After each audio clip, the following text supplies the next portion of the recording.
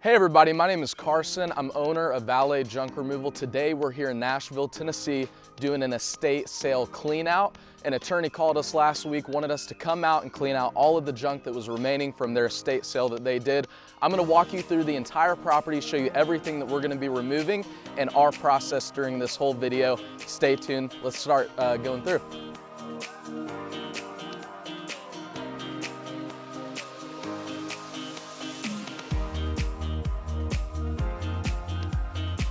So we got the living area here, some of the junk debris that were remaining from the sale. Up here in the front, we got the kitchen and living area. A lot of the times they want to keep the appliances, so the appliances will be staying in this project. We got a lot of books that were remaining, a lot of some of the rug debris there. We got a cabinet here. Whenever you do these estate jobs, you want to make sure that you check all the closets, drawers, and cabinets. Here in this closet, we have a lot of junk that was left over, so we want to make sure as we go through the house, we just check every drawer, door throughout the entire property. So let's go ahead and walk through here. So this is going to be bedroom number 1. Looks like we just got a few stuff in here, nothing too major. Bedroom number 2, we got a lot of books here that we're going to be donating. And then we got a lot of clothes that we're going to be donating here as well. Bedroom number 3, we got a lot of junk in here, some miscellaneous items. We got a closet filled with clothes. And then we also got a bathroom filled up with a lot of junk. Let's take a look in here. We got a lot of different things here, just regular bathroom items. Nothing really donatable or anything that we could recycle here, unless you wanted to recycle this wig here in the sink and wear that on a date night out. So typically during estate sales, what they're gonna do is take a lot of the items and put them in the garage. So the garage is typically gonna be the place where you're gonna find the most of the items. So let's take a look in the garage and see what we have there. So as you can see, there's a lot of items that has been remained from the estate sale. A lot of junk items. We've got a lot of magazines and newspapers. It looks like the family that was here was avid readers. We've seen a lot of books and newspapers along the time being here. You got miscellaneous garage items, a lot of cleaning products throughout here. A lot of stuff that's in here. You just want to be careful that you're not taking any hazardous waste items to the landfill. So anything like paint, any hazardous cleaning products, things like that, you just want to be aware and stay away from whenever you're going to the landfill. Anything like tires and such, you're just going to want to set those items aside and deal with them at the very end. So you can see there was a lot of items there, but there's also going to be a lot of items in either the basement or living area. So let's go check out and see what's in the basement, and let's make our way down there.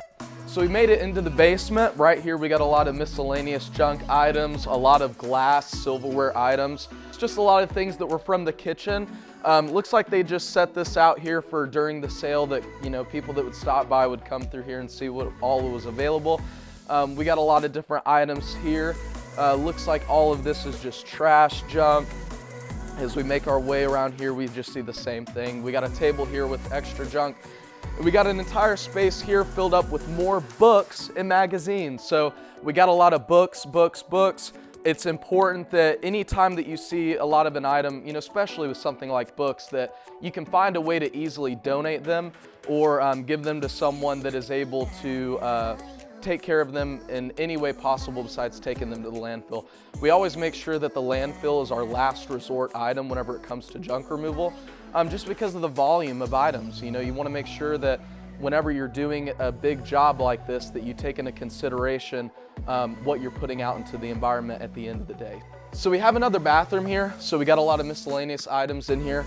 Just another, small bathroom, no big deal. And then we got a closet in here. Let's see what is in here. Okay, so we are in the creepy closet. So here's all the junk items here in this closet. Looks like we got a lot of different VHS tapes, radio cassette tapes, and a lot of different pictures, and we got a cabinet there as well. So just a lot of miscellaneous things. It looks like we got a couple of buckets in there with just some different VHS items as well. Not a lot in it, just a bunch of miscellaneous items. As you can see, we made it into the basement. I've showed you around. There's a lot of books, miscellaneous junk items, things like that. And what we're gonna do now is take a look at the exterior perimeter of the property. It's always important to take into account any extra structures that may be off into the property, that we go take a look at those and see what's inside. So let's go ahead and do that now. So as we're taking a look at the exterior perimeter of the property, I noticed that there's a door on the side here. It's really important that you check if there's any doors or anything that's opening access. So I take a look in here, there's a whole load of items that they held in storage. This looks like their little storage area. Whenever you're doing an estimate like this, it's just important to catch those things. You know, this can be a big factor if you missed it on the initial estimate. So even doing these estimates, you just want to make sure, if you are a junk removal company, that you catch all these little items. Let's go ahead and see what is in that shed out there in the distance. That looks like the only exterior structure on this property. So let's go see what is over there. Looks like a lot of miscellaneous items you would find in a typical shed. We got a lot of flower pots, tools. It looks like some different electrical power tools, and then it looks like, you know, your typical handyman items that are in this. So not a big deal. We'll take these items as well. And then let's, you know, just like how we did with the house, you want to make sure that you check the exterior perimeter of whatever structure we're looking at. So here we got a shed. You always want to make sure you check what's behind the shed. That's what's important. So let's take a look real quick. Looks like we just have some miscellaneous gardening items in this situation. I've come across times where there's, you know, entire four-wheelers or, you know, boats even. So no big deal. We'll just put those to the side and take care of them. So let's go ahead and make it back over to the front. So we just seen everything that was in the house. In this video, we're going to show you our entire process from A to Z of removing all of the items and getting the customer taken care of. You know, it's important, like I said, with attorneys and doing these estate processes, that we make sure that we're timely, in a timely manner, because they're waiting to get this property sold. So we're going to help make it happen. So enjoy the rest of the video and let's get this knocked out.